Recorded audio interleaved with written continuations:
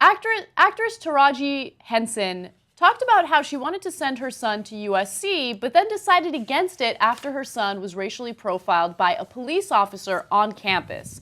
According to reports, Henson said that the 20-year-old, Marcel, was stopped by police on the USC campus for having his hands in his pockets.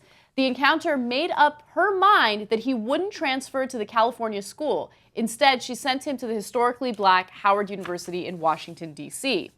She also was quoted as saying, "I'm not paying $50,000, so I can't sleep at night wondering, is this the night my son is getting racially profiled on campus?" Now, school administrators found out about this, and they weren't pleased about it, especially because this became a big public story. And one official said the following: "We encourage reporting of allegations of bias, and I hope for the opportunity to have a conversation with the young man and his mother." And of course, that's John Thomas, USC Public Safety Chief.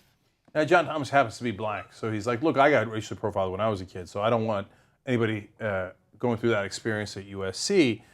Plus, the mom is famous and fine. So I'd really like to get an opportunity to meet with the son, I guess, too, and the mom. Over this outrageous event. That's right. We need to have a long conversation and maybe exchange phone numbers. Maybe some wine. Yeah, all right. Now we're doing John Thomas wrong here. He didn't say any of that, and I'm sure he means well. But it does go to a larger point, which is, look about that, man. If you're an African-American parent, how scary is it? Because cops pulled him over because he had his hands in his pocket. Of course, I don't know the number of times I had my hands in my pocket outside. The answer is probably 1 million, because I don't think about it, because nobody ever pulls me over for having my hands in my pocket. It's a pocket. That's what it's there for, right? But all the stories we've done of people getting shot, African Americans getting shot, because they reach into their waistband, right? And now you're thinking, hey, you know what? My kid, if he's getting pulled over or the cops are looking at him, every time he puts his hands in his pocket, like he's doing in that picture on the red carpet, right? I'm gonna be up at night wondering if they're gonna profile him, and God knows what else is gonna happen.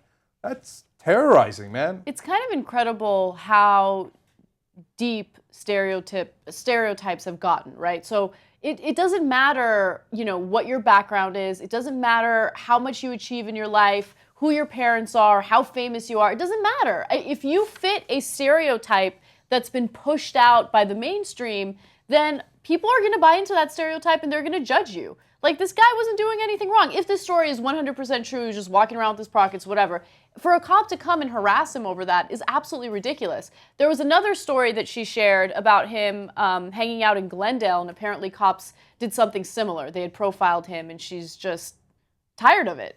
And so then, in that context, sending him to a historically black university makes more sense, because at least the campus police aren't going to be like, let's pull him over because he's black. Well, they'd have to pull over the entire campus. They're all black, right? So there's some ironic safety there in numbers.